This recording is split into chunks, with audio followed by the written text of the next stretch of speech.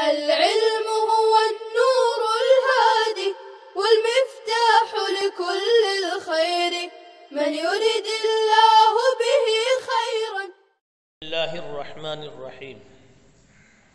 اللهم صل وسلم وبارك على سيدنا محمد وآله وصحبه أجمعين.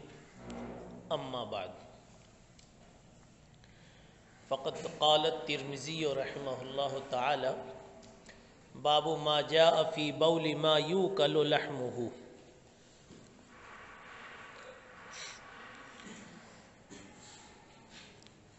معقول اللحم جانور کے پیشاب سے متعلق یہ باب ہے۔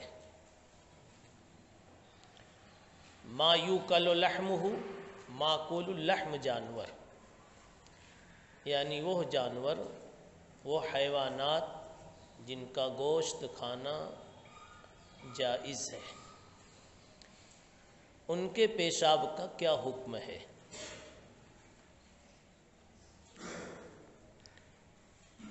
ما یوکل لحمہ کی قید سے ما لا یوکل لحمہ کا خود مفہوم سمجھ میں آتا ہے کہ اس کا کوئی الگ حکم ہے۔ ما لا یوکل لحمہ کا پیشاب جن جانوروں کا گوشت حرام ہے، لا یوکل ہے، حلال نہیں ہے، اس کا پیشاب بالاتفاق نجس ہے۔ یہاں عنوان ہے معقول اللحم جانور کے پیشاب کا، مثلا بھینس ہے، اونٹ ہے، ان کے پیشاب کے سلسلے میں ائمہ مجتہدین کا اختلاف ہے، جو ابھی روایت دیکھنے کے بعد اختلاف آپ کے سامنے آئے گا۔ پہلے روایت پڑھ کر روایت کا مفہوم سمجھیے۔ بہ قال حدثنا الحسن بن محمد الزعفرانی قال حدثنا عفان بن مسلم قال حدثنا حماد بن سلمہ قال اخبرنا حمید وقتادہ وثابت عن انس رضی اللہ تعالی عنہ ان ناسا من عرینۃ قدموا المدینۃ فاجتووها فبعثهم رسول اللہ صلی اللہ علیہ وسلم فی ابل الصدقہ۔ یہ روایت حدیث اکل یا حدیث عرینہ کے نام سے مشہور ہے۔ اس روایت کا حاصل پہلے سمجھ لیجئے۔ حاصل یہ ہے کہ چند لوگ حضور پاک صلی اللہ علیہ وسلم کی خدمت میں حاضر ہوئے۔ اب یہ کون سے لوگ تھے، کہاں سے آئے تھے؟ روایت میں الفاظ چار طرح کے ملتے ہیں۔ بعض روایتوں میں ہے من عقل، قبیلہ عقل سے تعلق رکھتے تھے۔ نمبر دو من عرینۃ، قبیلہ عرینہ سے ان کا تعلق تھا جو آئے تھے۔ نمبر چار من عقل و عرینۃ، دونوں قبیلے سے تھے، دونوں کا ذکر ہے۔ کتنے ہو گئے؟ تین۔ نمبر تین ہو گئے۔ نمبر چار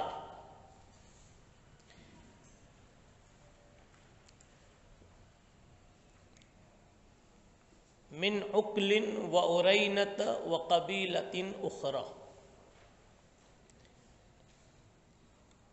قبیلے عقل سے بھی کچھ لوگ تھے، عرینہ سے بھی کچھ لوگ تھے، اور کسی قبیلے کا بھی کوئی آدمی تھا، جس کی تفسیر اور تفصیل بعض کتابوں میں یہ ملتی ہے کہ عقل سے 3 آدمی تھے، عرینہ سے 4 آدمی تھے، اور ایک آدمی کوئی باہر کا تھا، یعنی کل 8 آدمی تھے۔ اور نمبر 5، پانچویں روایت اس طرح سے ہوگی ان رہتن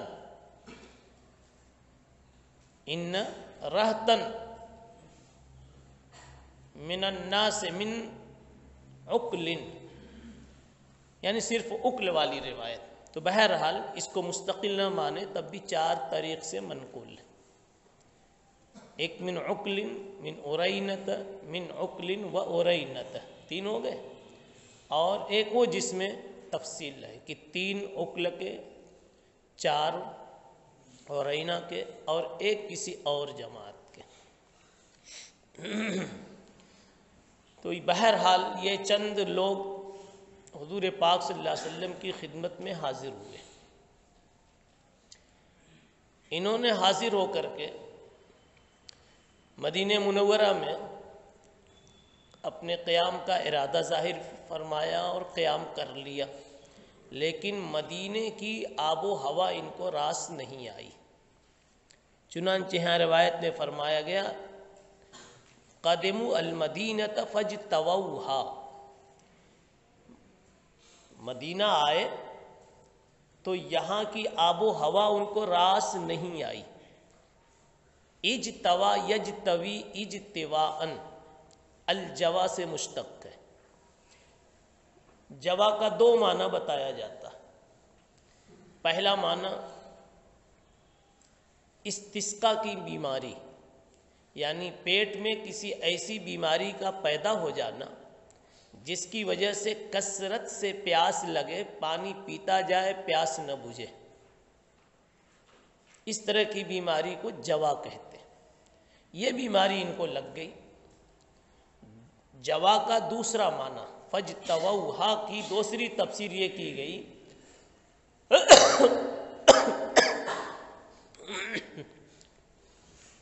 کہ فاستوخموا المدینہ، یعنی مدینہ کی آب و ہوا راس نہیں آئی، صحت کے مطابق نہیں ہوئی. اب اس میں کسی ایک بیماری کی تعین نہیں.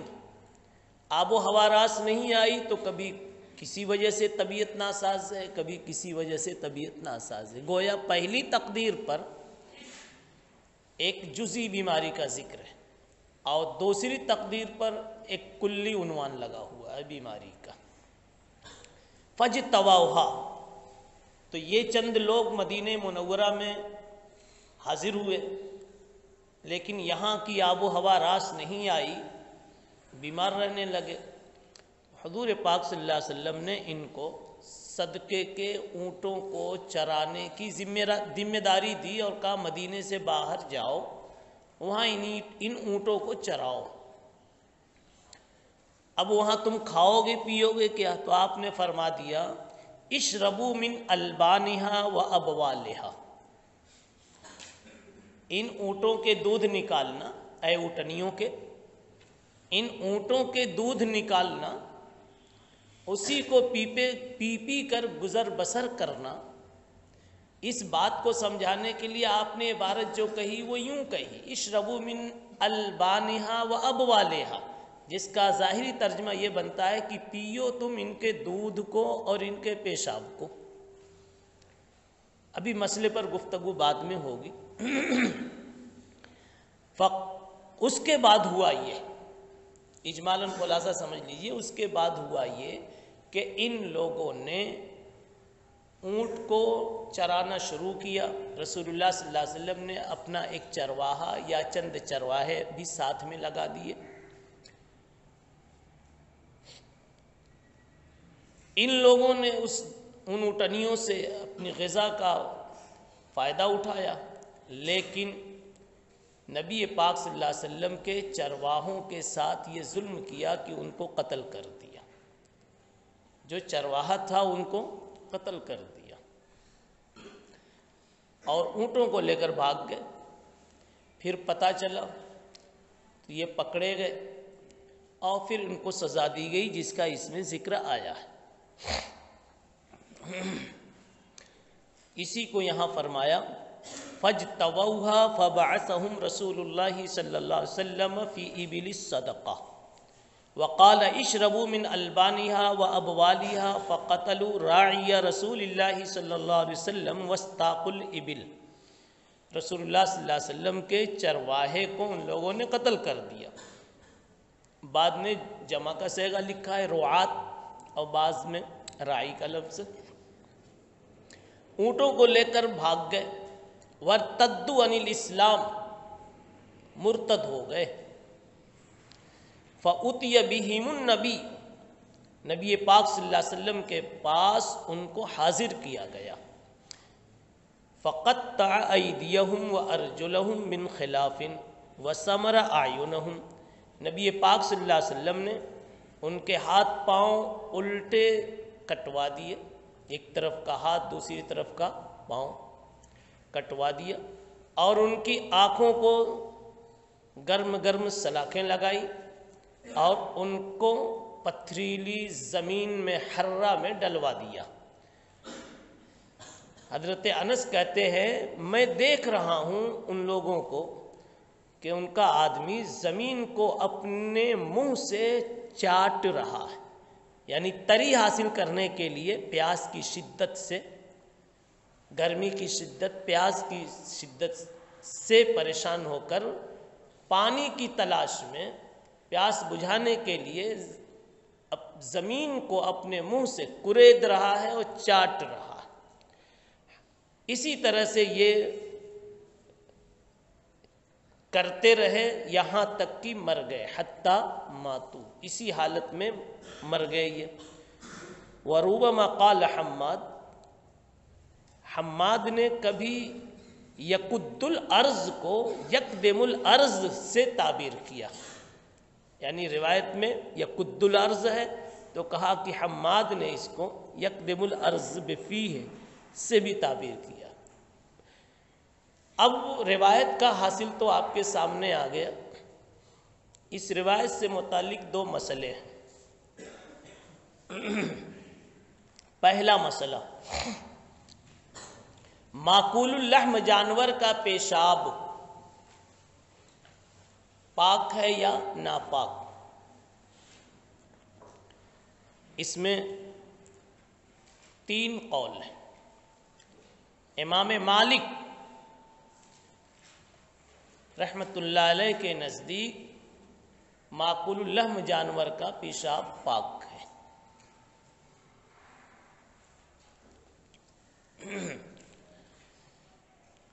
امام شافعی رحمت اللہ علیہ، امام ابو یوسف رحمت اللہ علیہ، ان دونوں حضرات کے نزدیک ان کا پیشاب نجاست ہے، نجس ہے بنجاست غلیظہ.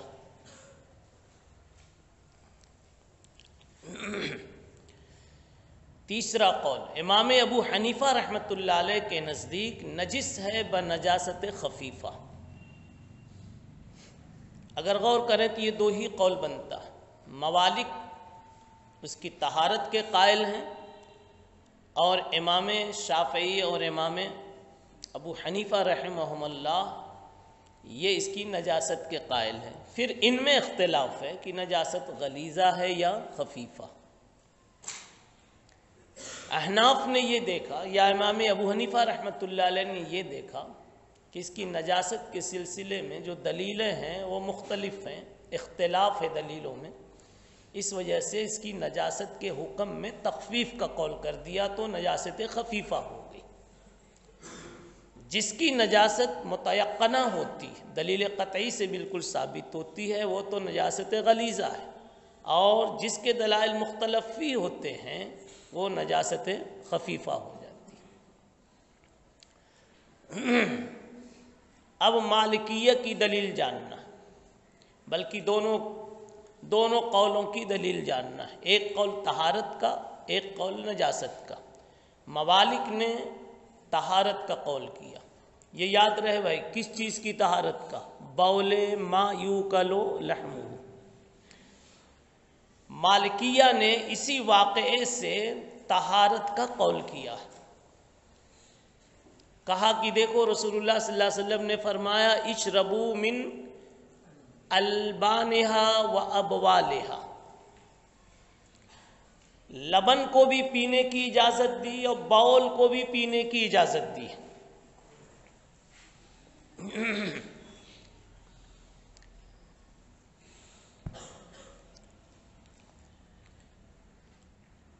یہ مالکیہ کی بالکل صاف اور صریح دلیل ہے کہ یہ واقعہ.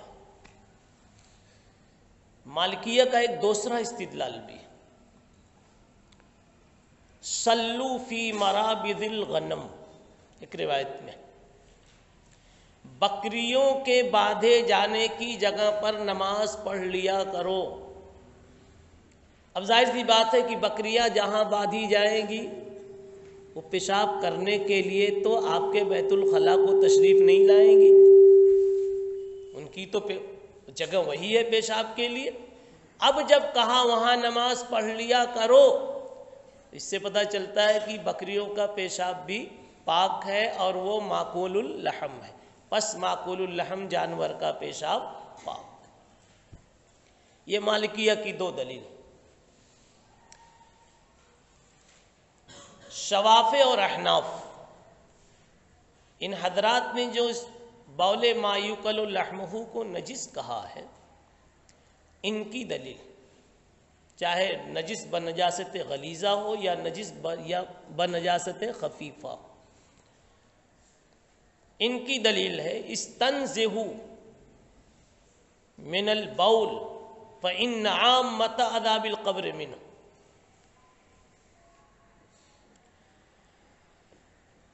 اس سے بچو، پیشاب سے بچو، اس لیے کہ عام طور پر عذاب قبر اسی سے ہوتا ہے۔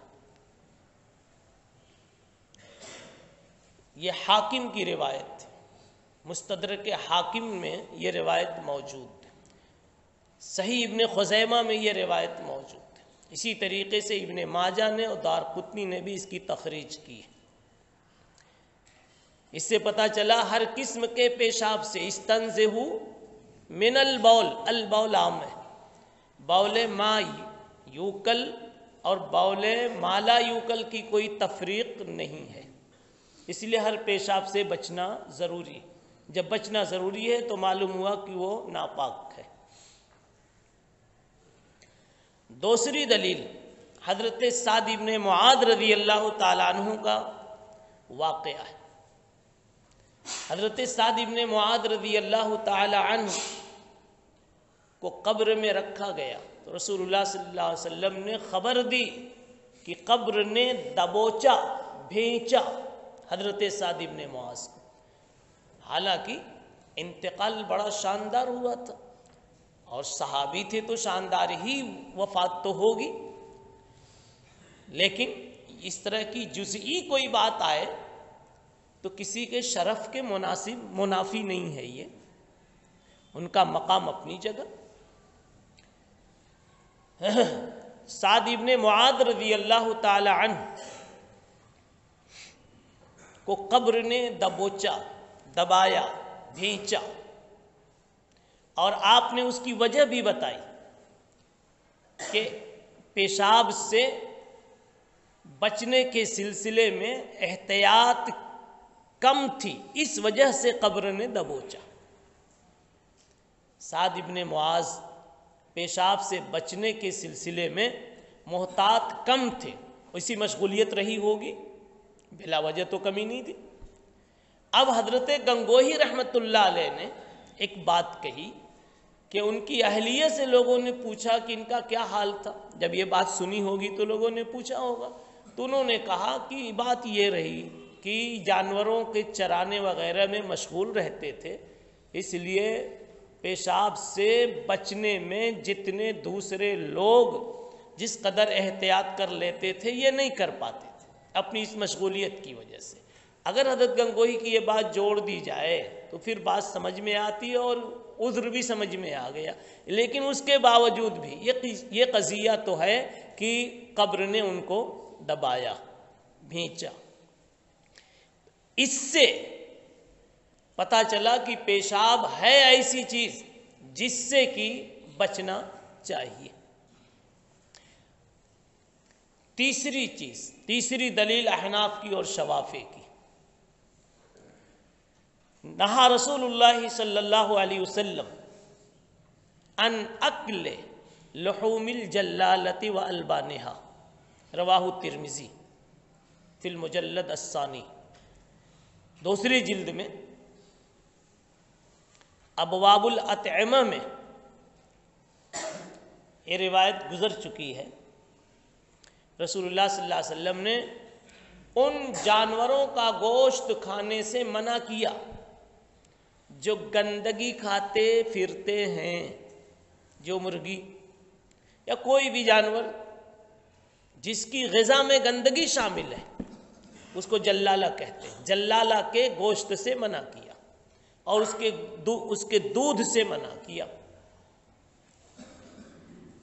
اس سے معلوم یہ ہوا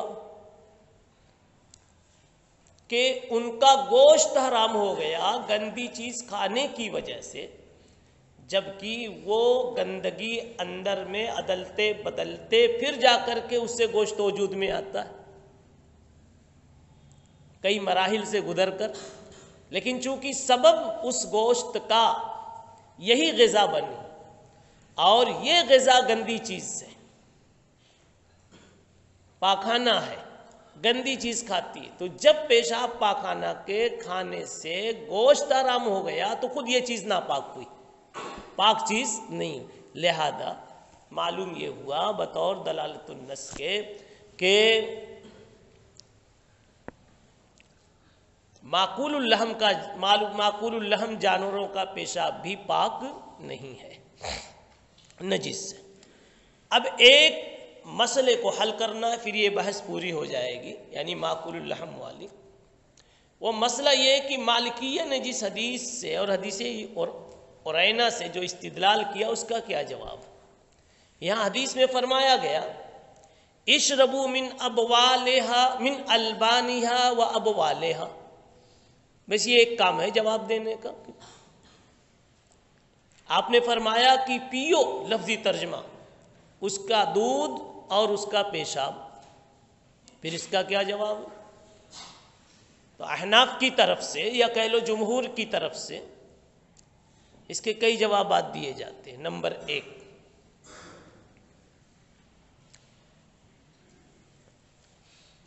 استنزہوا من البول، قاعدہ کلیہ، اور یہاں اشربوا من البانہا و ابوالہا ایک قضیہ جزیہ، کچھ لوگوں کے ساتھ، ایک جماعت کے ساتھ یہ قصہ پیش آیا تو آپ نے یہ ان کو بتلایا، اور استنزہوا من البول کسی ایک کے لیے نہیں کہا بلکہ سب کے لیے کہا، یہ قاعدہ کلیہ۔ اور محدثین کا اصول یہ ہے کہ جب دو حدیثیں متعارض ہوں، ایک کی حیثیت قاعدہ کلیہ کی ہو، قانون کلی کی ہو، اور دوسرے کی حیثیت قضیہ جزیہ کی ہو، تو قانون کلی والی روایت کو ترجیح دیتے ہیں اور قضیہ جزیہ والی روایت میں کوئی مناسب تعویل کر لیتے ہیں۔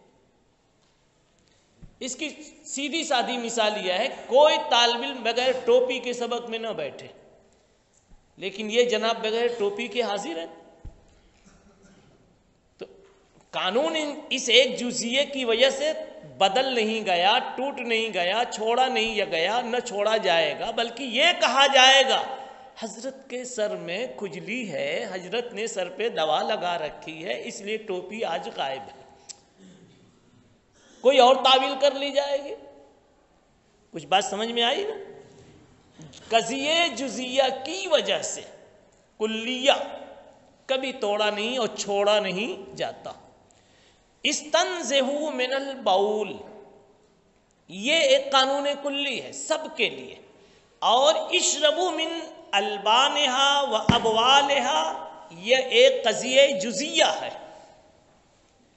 اب اگر دونوں کا ٹکراؤ ہو رہا ہے، ٹکراؤ ہی ہو رہا ہے، استنزہوا من البول سے پیشاب کی نجاست کا پتہ چلتا ہے، اشربوا والی روایت سے طہارت کا پتہ چلتا ہے، تو اب دونوں پر عمل اس طرح کیا جائے گا کہ استنزہوا من البول کو اپنی جگہ قانون کلی کی حیثیت سے باقی رکھا جائے گا، اور یہی کہا جائے گا کہ بول ما یوکل لحمہ اور بول ما لا یوکل لحمہ، تمام کے تمام بول ناپاک ہیں، واجب الاحتراز ہیں۔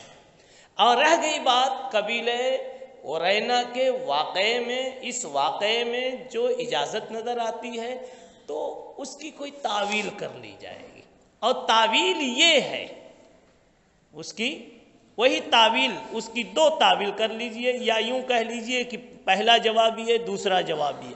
تعویل پہلی یہ ہے کہ وحی الہی سے رسول اللہ صلی اللہ علیہ وسلم کو یہ معلوم تھا کہ اس مرض کی، جس میں یہ لوگ مبتلا ہیں، اس مرض کی دوا ان کے لیے یہی ہے، اس لیے ان کی جان کی حفاظت کے لیے، ان کے علاج کے لیے وہ دوا بتا دی گئی، تو بطور ضرورت کے اشربو من ابوالہا بھی آ گیا، البانہا کے ساتھ ابوالہا بھی آ گیا۔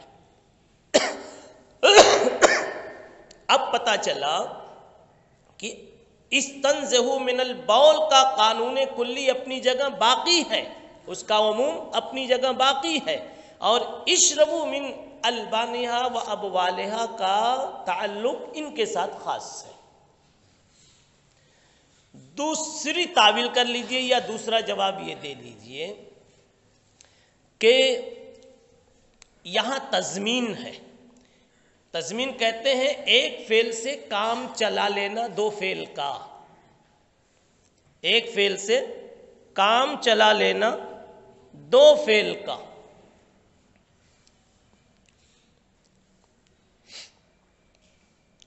دو فعل، جیسے پہلے اس کی تضمین کو پہلے سمجھیں۔ عربوں میں کہا جاتا ہے الفتہ تبنن وماء باردن، میں نے جانور کو چارہ دیا اور ٹھنڈا پانی دیا۔ تبنن گھاس کا چارہ دیا، تو الفا کا تعلق تبنن سے تو صحیح ہے، اس لیے کہ گھاس جو ہے وہ چارہ ہے۔ ماءن سے اس کا تعلق نہیں ہے، اس لیے کہ وہ چارہ نہیں ہے۔ تو اب کہا جاتا ہے کہ یہاں دو فعل کی ضرورت تھی، الفتہ تبنن وسقیتہ ماء باردن، لیکن دو فعل کا کام ایک ہی فعل سے لے لیا گیا۔ یہ تضمین ہے۔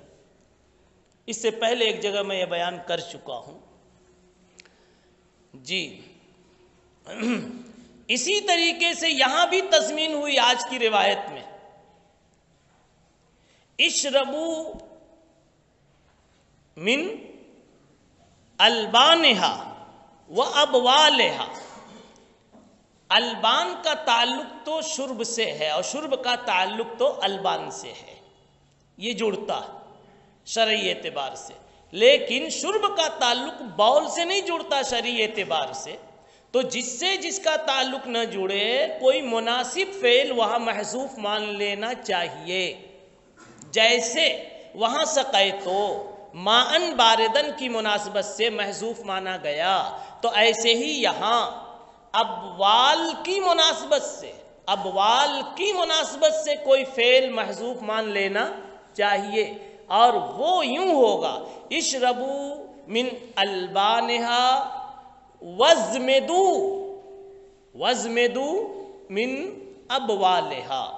زمدہ کے معنی آتے ہیں لیپ کرنا، اوپر کوئی چیز پوتنا، اندر میں کھانا نہیں پینا نہیں، اندر میں استعمال داخلی نہ کرنا، استعمال خارجی کو لیپ کرنا کہتے، زماد کہتے۔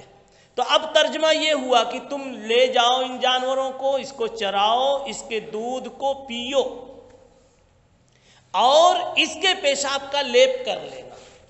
تو زیادہ سے زیادہ یہ ہوا کہ پیشاب کو اوپر بدن کے اوپر پوتنے کی اجازت دی گئی دوا کے طور پر۔ اب ابھی نماز پڑھنے کا وقت جب آئے گا تو کیا کرنا ہے وہ ایک دوسرا مسئلہ ہے۔ وہ مسئلہ یہ ہے کہ دھو کر پڑھ لے، وہ تو ابھی مسکوت عنہ ہے، وہ منطوق تو ہے نہیں، جب اس کو کھولیں گے تو اس کا حکم نافذ ہوگا۔ ابھی تو ضرورت کے طور پر یہ دوا کے طور پر اس کو لیپ لگانے کی اجازت دی گئی۔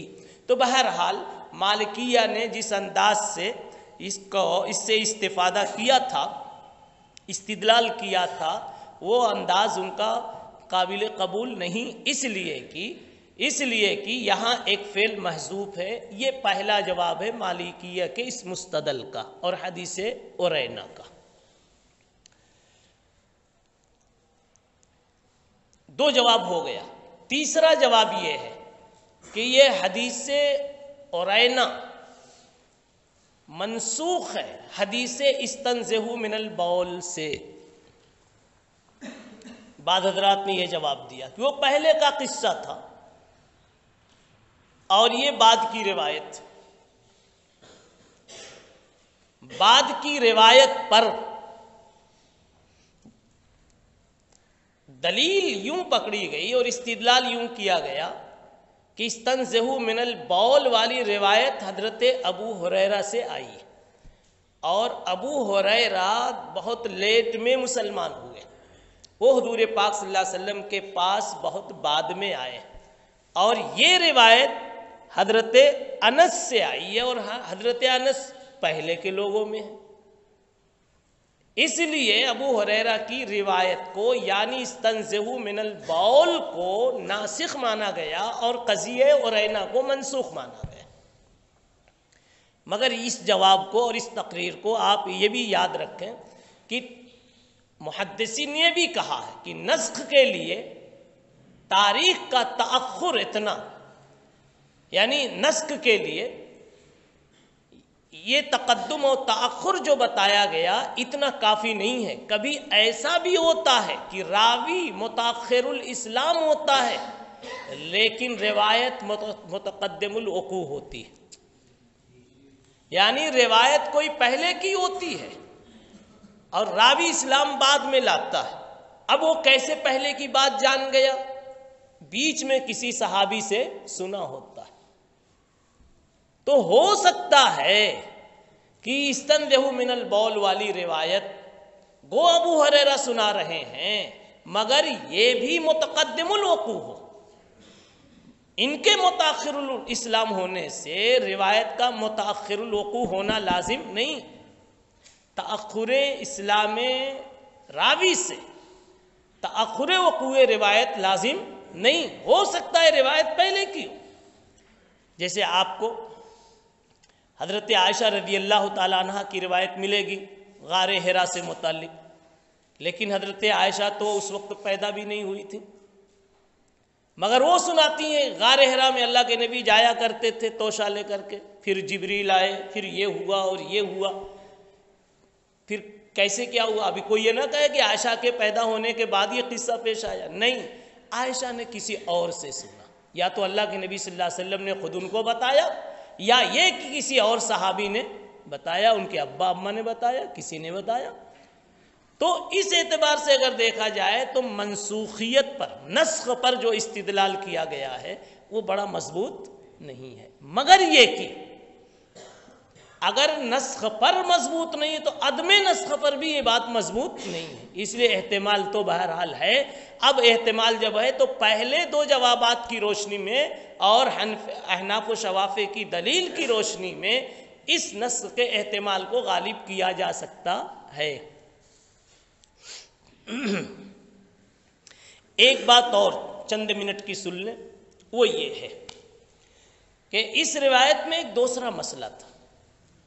میں نے کہا دو مسئلہ یہاں متعلق ہے. بول ما یوکل لحمہ، نمبر 2 مسئلہ تداوی بالمحرم، محرم نہیں محرم، مسئلہ تداوی بالمحرم، حرام چیز سے دوا علاج کرنا کیسا ہے، یعنی حرام چیز سے، ناپاک چیز سے علاج کرنا کیسا ہے. مثلا شراب کو دوا کے طور پہ پینا، کسی بھی نشہ آور چیز کو، یا یہی پیشاب کو، یا اور بھی کوئی چیز، جانوروں کی حرام جانوروں کی کوئی چیز دوا کے طور پہ استعمال کرنا کیسا.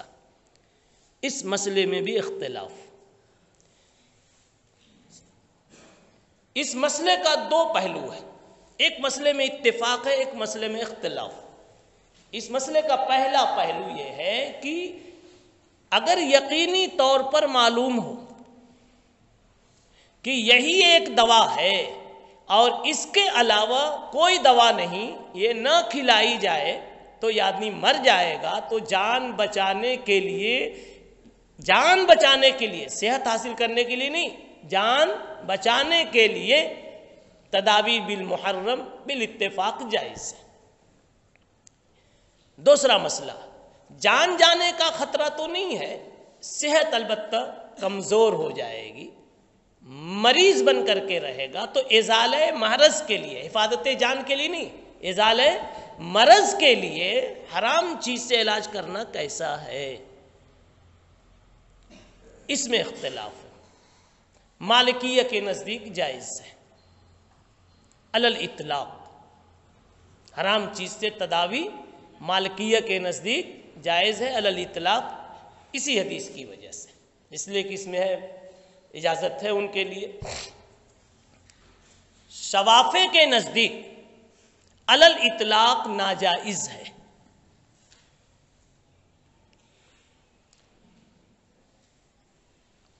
امام ابو یوسف رحمۃ اللہ علیہ فرماتے ہیں کہ اگر کوئی طبیب حاذق ماہر حکیم وہ بتا دے کہ اس مریض کا اور اس مریض کے اس مرض کا اس کے علاوہ کوئی دوسرا علاج نہیں ہے تو اجازت ہے، ورنہ اجازت نہیں ہے۔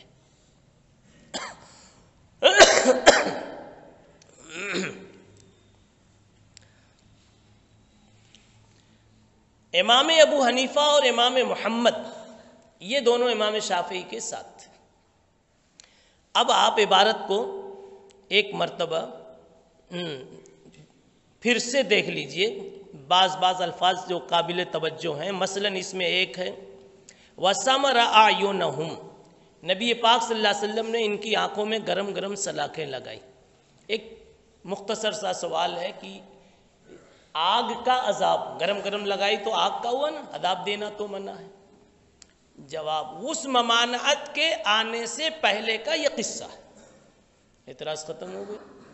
جواب نمبر 2، ان کے لیے اسپیشل طور پر، اس لیے کہ انہوں نے بڑی شرارت کی تھی، آپ صلی اللہ علیہ وسلم نے ان کو اونٹ دیے، اوپر سے معاون دیے، معاون کو قتل کر دیا چرواہوں کو، اور پھر تو اتنی بڑی شرارت کی وجہ سے، خاص شرارت کی وجہ سے ایک خاص سزا ان کے اوپر نافذ کی گئی۔ الحرہ، حرہ کہا جاتا ہے پتھریلی زمین کو، وہ پتھریلی زمین مدینے کے کنارے علاقوں میں پتھریلی زمینیں ایسی ہیں جہاں کچھ کالے کالے پتھر ہوتے ہیں اور وہ دھوپ پڑنے سے بہت زیادہ گرم ہو جایا کرتے ہیں، یہ ہے وَأَلْقَاهُمْ بِالْحَرَّةِ۔ بہرحال یہاں دو مسئلے قابل توجہ تھے اور دونوں پر آپ کے سامنے گفتگو کی گئی۔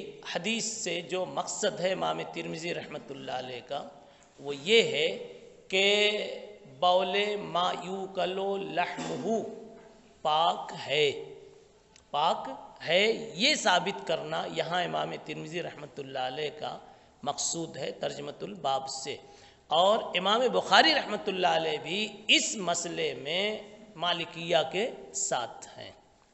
سبحان اللہ وبحمدہ سبحان اللہ السلام عليكم، لا تنسوا الاعجاب بالفيديو والاشتراك في القناة تشجيعا لنا لنستمر بنشر المزيد إن شاء الله.